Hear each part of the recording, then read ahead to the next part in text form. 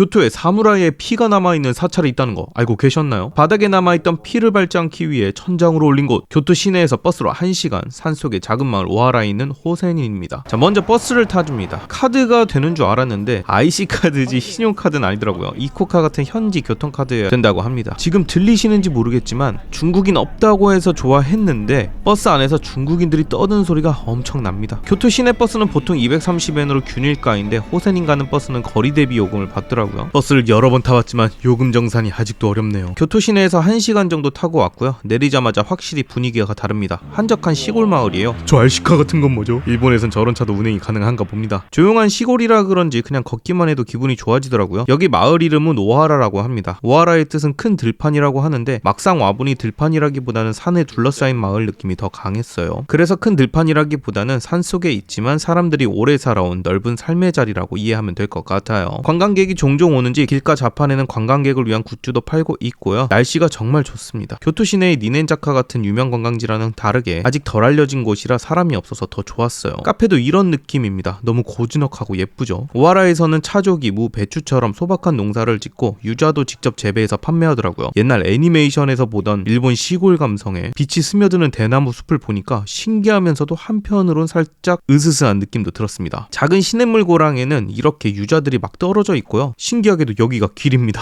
한국인을 환영하는지 한국어로 된 안내판도 있고요. 드디어 호센인 도착! 입장료는 조금 비싼 편입니다. 900엔, 한국 돈으로 약 9,000원 정도예요. 다만 이 9,000원 안에 말차랑 모찌까지 포함되어 있습니다. 근데 들어가자마자 와, 정원의 경치에 입이 쩍 벌어지더라고요. 여기는 정말 자동차 소음이나 교토 시내 소음이 1도 없습니다. 자연의 소리, 물 흐르는 소리만 있을 뿐이에요. 먼저 서원 공간부터 둘러봤습니다. 일본은 온돌 대신 로라고 불리는 일본식 화로가 있는데 이렇게 둘러앉아서 차를 마시고 사색을 하는 공간이라고 합니다. 호센이는 특히 정적과 명상, 소리를 중시하는 사찰이라 이 공간 자체가 하나의 수행 공간이라고 하더라고요. 다음 공간으로 들어가기 전 마음을 가다듬는 준비의 방이라는 의미도 있다고 합니다. 작은 연못도 있고 여기는 실제 잉어가 돌아다니는데 잠깐 보기만 해도 기분이 좋아지더라고요. 정원조차도 그냥 보는 대상이 아니라 몸과 마음을 맑게 해주는 수행 도구라고 합니다. 서원을 지나 중앙 공간인 호조로 들어가면 부처 석상이 모셔진 불단이 있고요. 그리고 이곳의 하이라이트, 정원을 정면으로 바라보는 뷰가 펼쳐집니다. 신기한 게 이곳에 온 관광객들 모두 아무 말 없이 조용히 있더라고요. 이 적막함이 너무 좋아서 저도 자연스럽게 말이 없어졌습니다. 조용히 자리 한 곳을 잡고 입장할 때 받은 티켓을 아래에 놓아두는데 이 티켓을 가져가시면서 말차 하나랑 떡 하나를 주십니다. 말차는 씁쓸하면서도 깊은 향이 나서 괜히 마음이 더 차분해졌습니다. 진짜 좋았어요. 요즘 생각할 게 많았거든요. 종이 안에는 떡이 들어가 있는데 엄청 맛있다기보단 이 떡마저도 수행의 일부처럼 느껴지더라고요. 얇은 모찌 안에 앙금이 가득 들어있고 달콤함과 씁쓸함의 조화가 좋았습니다. 여기가 단풍철에는 정원이 새빨갛게 물들고 단풍이 지면 이렇게 푸르게, 눈이 내리면 또 하얗게 변한다고 합니다. 교토 시내 사찰들은 보통 일본어랑 영어만 되어 있는데 여기 호센이는 한국어 가이드북이 있어서 사찰에 대한 이해가 더 깊어집니다. 일본어를 잘 못해서 우물쭈물하니 안내해주시는 분께서 여기 와보라면서 박수 소리를 들려주시는데요. 단순한 박수 소리가 아니라 시간이 지나면서 챙챙 하는 맑은 소리가 나며 다시 제 쪽으로 돌아오더라고요. 이 박수는 소리를 내기 위한 행위가 아니라 공간이 살아있고 나와 분리되어 있지 않다는 걸 깨닫게 하는 의식이라고 합니다. 그리고 추가로 안내해주시는데 호센인의 천장은 혈천장이라고 합니다. 1600년 세키가하라 전투를 앞두고 후시미성 전투에 패배한 도쿠가와 이에야스 측 사무라이들이 성 안에서 집단 할복을 했고 그때 피가 스며든 마루를 죽음을 밟지 않기 위해 이 공간에 천장으로 올려 사용했다고 해요. 천장을 자세히 보면 사람 얼굴처럼 보이는 핏자국의 흔적도 남아있어서 고요한 공간인데도 살짝 오싹하면서 신기한 느낌이 들더라고요. 정원은 계단식으로 위아래 여러 칸으로 나뉘어 있는데 이 이유도 꽤 재미있습니다. 한 번에 위로 올라가지 않게 하기 위해서라고 해요. 빠르게 지나치기보다 한 걸음씩 멈추며 걸으라는 뜻이라고 합니다. 불교에서는 깨달음이 단번에 도착하는 결과가 아니라 과정을 거치며 드러난다고 보는데 이 정원도 그 생각을 그대로 담고 있는 구조처럼 느껴졌습니다. 호센인을 나오면 바로 옆에 또 다른 사찰이 있는데 여기는 승림원이라고 합니다. 저는 겉에서만 보고 나왔는데 사찰 투어 좋아하시는 분들은 두 곳 다 둘러보시는 것도 좋을 것 같아요.